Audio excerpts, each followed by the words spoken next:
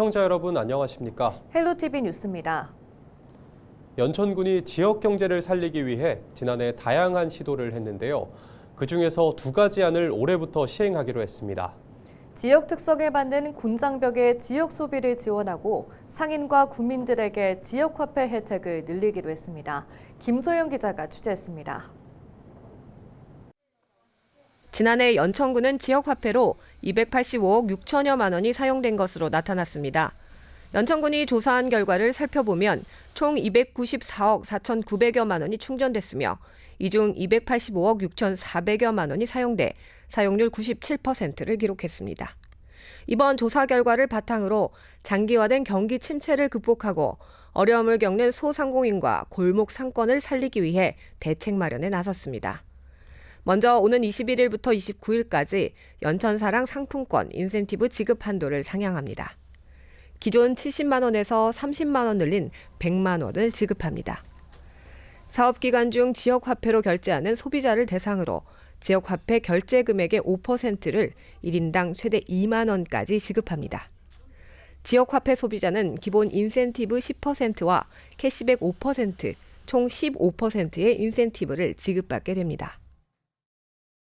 지난 연말에 경기도에다 정책 건의해서 도비 50%, 군비 50%에서 지금 약 2억 원의 사업비를 확보해서 집행해 나가고 있고요. 아마 금년도 이 사업을 통해서 지역 경제에 큰 아마 지금 어렵게 지금 경제가 좀 많이 어려움을 겪고 있지 않습니까? 그 어려움을 해소하는데 연천군은 지난해 2달 동안 장병 특식 차량 지원 사업을 실시했는데 약 750여 명의 장병들이 연천읍과 전곡읍, 신서면 등에 머물며 지역 내 식당을 이용한 것으로 나타났습니다. 따라서 군 장병 차량 지원도 확대해 그 횟수를 늘릴 계획입니다. 장병들이 이제 외식을 선호하니까 뭐 정기적으로 그럴 때 이제 많은 인원들이 각자 나오는 데는 좀 시간도 많이 소비가 되고 그러기 때문에 그럴 때 저희가 차량 제공을 하고 있습니다. 차량 그 45인승 버스를 뭐 100명이 나온다 그러면 버스 2대. 군장병 나라사랑 카드로 연천 우대업소를 이용하면 결제 금액의 15%를 포인트나 지역 상품권으로 환급하기로 했습니다. 지역화폐는 관련 조례 개정과 추경을 편성한 뒤 결제 금액의 캐시백을 10%, 1인당 최대 10만 원으로 늘릴 계획입니다. 연천군은 지역화폐와 지역 특성을 살린 군 장병의 소비 지원으로 침체된 지역 경제를 활성화시키겠다는 계획입니다. 헬로티비 뉴스 김소영입니다. 의정부의 한 아파트에서 불이 나 60대 주민이 숨졌습니다. 지난 18일 경찰과 소방당국 등에 따르면 낮 12시 35분쯤 의정부시 호원동의 10층짜리 아파트 2층에서 불이 났습니다. 이 불로 60대 남성 A씨가 침대 밑에서 심정지 상태로 발견돼 병원으로 옮겨졌으나 치료 중 숨졌습니다. 경찰은 A씨가 침대에서 잠을 자다가 전기장판이 과열되면서 불이 났을 것으로 보고 정확한 사고 원인을 조사하고 있습니다. 양주 옥정신도시에 새로운 다함께 돌봄센터가 문을 열었습니다. 양주시는 최근 옥정신도시 옥정 리더스 가든 커뮤니티 센터에서 다함께 돌봄센터 개소식을 열었다고 밝혔습니다. 다함께 돌봄센터는 만 6세에서 12세 초등학생에게 교육과 체험 등 다양한 서비스를 제공하는 시설입니다. 돌봄은 학기 중 오후 1시부터 저녁 8시까지, 방학 중에는 오전 9시부터 저녁 6시까지 운영됩니다. 양주시는 2020년부터 다함께 돌봄센터를 확충하고 있으며 광적과 삼숭, 옥정 호수초 등 7곳에서 운영되고 있습니다. 동두천시가 대진의료재단과 재생병원 개원을 위한 간담회를 진행했다고 19일 밝혔습니다. 두 단체는 재생병원의 개원 시기와 방향 등에 대해 논의했는데요. 동두천시는 보건복지부에서 지정한 응급의료 분야 취약지역으로 종합병원이 절실한 상황입니다. 박형덕 동두천시장은 재생병원 개원은 지난 30년간 동두천 시민의 염원이자 수건이라며 하루빨리 재생병원이 개원하길 바란다고 강조했는데요. 이에 대진의료재단 측은 동두천시와의 협력을 재확인했다며 재생병원의 빠른 개원을 위해 노력하겠다고 답했습니다. 정부가 5차 철도망 계획 수립을 서두르면서 말도 많고 탈도 많았던 GTX-D 노선의 향방도 관심입니다. 노선 유치를 희망해온 각 지역 정치권도 이번만큼은 수건을 해결하겠다는 각오입니다. 이세진 기자의 보도입니다. 4차 철도망 계획에 오른 서부권 광역급행철도는 GTX-D 대신 김부선이라는 이름으로 불렸습니다. 반쪽 노선이라는 지적이 이어지자 지난해 정부는 더블 Y자 노선을 제시했습니다. 김포 인천에서 서울 남부를 거쳐 하남과 원주로 향하는 노선입니다. 다만 이 노선이 현실화되려면 5차 철도망 계획 반영이 필수 과제입니다. 이를 위해 GTX-D 추진 의원 모임도 21대에 이어 재출범했습니다.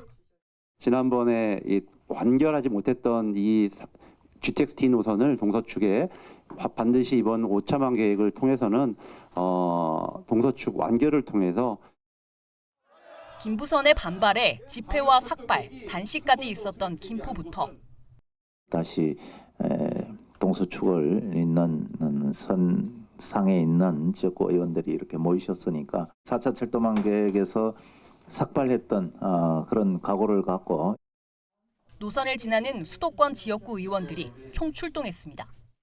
5차 철도망 계획에서 김부 하강선으로 해야 되지 않을까 이렇게 생각합니다.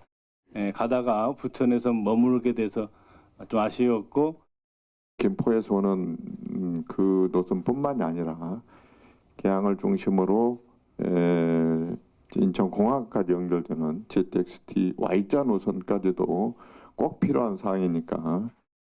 국토교통부는 속도감 있는 추진을 약속했습니다. 그러니까 운송 수단의 중요성이 너무나 크기 때문에 5차망 반영 이후에는 이제 좀 속도감 있게 예타 절차를 이제 빨리 한다든지 그런 후속 절차가 있을 걸로 예상되지고. 정부는 2026년 발표하려던 5차 국가철도망 구축 계획을 1년 이상 앞당겨 올해까지 수립할 예정입니다. 계획대로 더블 Y자 노선이 반영된다면 GTX-D 노선은 반쪽 노선이라는 오명을 벗고 완결 노선으로의 반전을 노리게 됩니다. 헬로티비 뉴스 이세진입니다. 수도권 지역 6억 원 이하 아파트 매매 거래 비중이 줄고 15억 원이 넘는 고가 아파트 거래 비중이 늘고 있는 것으로 나타났습니다. 부동산 정보 플랫폼 부동산 114는 18일 2022년 하반기 수도권 6억 원 이하 아파트 매매 거래가 전체의 78.5%였으나 이후 2년 동안 그 비중이 줄면서 2024년 하반기 56.3%까지 감소했다고 밝혔습니다. 반대로 15억 원이 넘는 아파트 매매 거래는 2022년 하반기 2.5%에서 2024년 하반기 7.8%를 기록하며 3배로 늘어나 똘똘한 한 채 선호 현상이 심화되고 있는 것으로 나타났습니다. 같은 기간 서울에서는 15억 원 초과 아파트 거래 비중이 13.78%에서 23.8%로 늘었습니다. 인천시 교육청이 투명한 재정 운영과 시민의 알 권리 충족을 위해 2025년도 예산 기준 지방 교육 재정을 공시했습니다. 올해 인천시 교육청의 예산 규모는 5조 6,021억 원으로 전년 대비 5,037억 원 감소했습니다. 이 중 교육비 특별회계는 1,904억 원 증가한 5조 2,975억 원, 기금은 6,941억 원 감소한 3,046억 원입니다. 교육비 특별회계 세출 예산은 인건비가 53.4%로 가장 큰 비중을 차지하고 있으며 유초 중등교육 43.6%, 교육 일반 2.5%, 평생교육 0.3% 순으로 편성됐습니다. 자세한 내용은 인천시 교육청 누리집에서 확인할 수 있습니다. 김동연 경기도지사가 지난 18일 조셉 윤 주한 미국 대사대리를 만나 경기도와 미국 간 협력 방안을 논의했습니다. 이 자리에서 양측은 긴밀한 협력의 필요성에 공감했는데요. 특히 김 지사는 미국의 새로운 행정부 출범 시기인 만큼 대사대리의 역할과 책임이 더욱 중요함을 강조했습니다. 도는 이번 면담이 한미 협력 관계를 한층 더 공고히 하는 계기가 될 것이라고 기대했습니다.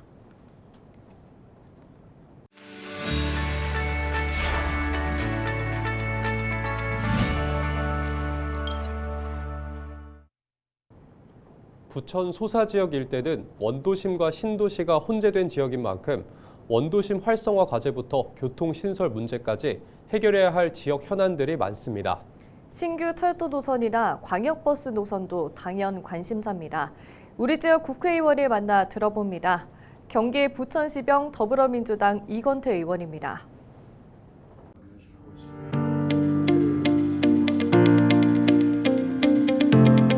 경제 사정이 굉장히 어렵고요. 특히나 작년 12월 달에 위헌 불법 비상계엄이 발생하면서 그걸 극복하느라고 국민들이 정신적으로나 또 경제적으로나 매우 힘들었습니다.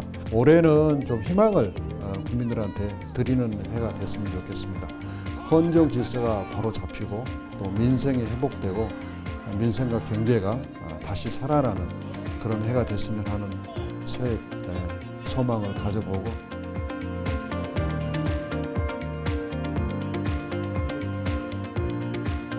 한 해 동안은 저는 법사위에서 일을 했습니다. 기억나는 점은 아까도 말씀드렸다시피 12월 달에 발생한 불법 위헌 비상계엄 사태입니다. 이것을 극복하기 위해서 제가 법사위원으로서 공수처를 방문하고 대정부 정문을 통해서 경찰청과 공수처를 상대로 대질 신문하듯이 그렇게 해결 방안을 제시하고 또 두 기관의 수긍을 받고 하는 걸 보면서 보람도 느꼈고요.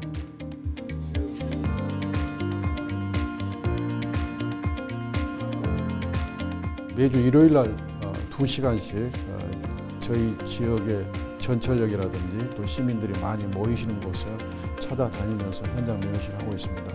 통계를 챙겨봤더니 작년에 26번을 했더라고요. 그리고 또 현장 민원실과 별개로 현장 정책 간담회를 18번을 했습니다. 단기적인 성과를 보게 된 게 옥길 범박에서 똑보스 2대가 추가됐습니다. 또 범박 카페 거리에 약 100면 정도 되는 주차장을 마련했습니다. 그것도 단기적으로 큰 성과였던 것 같습니다.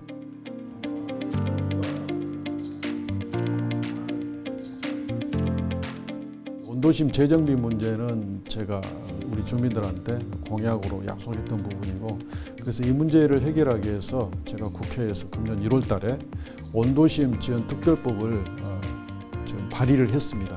교통 문제는 이제 대광위에서 추진하고 있는 사업 중에 이른바 광역 콜버스 수요 응답 버스라고 하는데요. 그 예산이 법상 예산 기반이 없습니다. 근거가. 그래서 제가 대강위법을 개정안을 내놨습니다. 빨리 통과될 수 있도록 노력을 하겠습니다. 그리고 이제 제2 경인선 문제가 우리 지역에 옥길 범박 범복 옥길역 부분에 있고, 또 광역버스가 그 지역에 없어요. 그래서 광역버스 정기 노선과 아까 말씀드렸던 광역버스 수요응답형 콜버스 이 두 가지 방향으로 동시에 추진해서 반드시 가시적인 성과를 보도록 노력을 할 생각입니다. 본인이 신청을 안 해.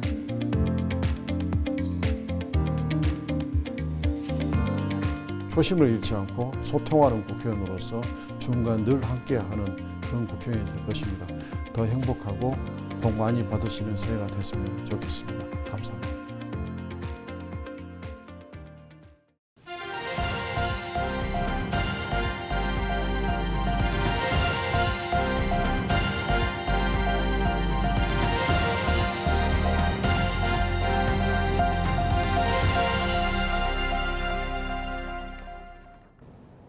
경기도가 올해 빈집 31호를 공용주차장 등 주민들을 위한 공간으로 정비한다고 19일 밝혔습니다.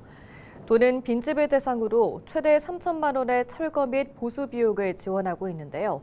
특히 철거한 빈집 부지에 주차장과 마을 쉼터 등 주민시설도 조성하고 있습니다. 도는 지난 2021년부터 현재까지 모두 294호의 빈집 정비를 지원했는데요. 특히 빈집 철거 후 부지를 공공 활용할 경우 재산세 동결 등 혜택을 부여해 줄 것을 정부에 건의하기도 했습니다. 이상으로 뉴스를 마칩니다. 시청해 주신 여러분 고맙습니다.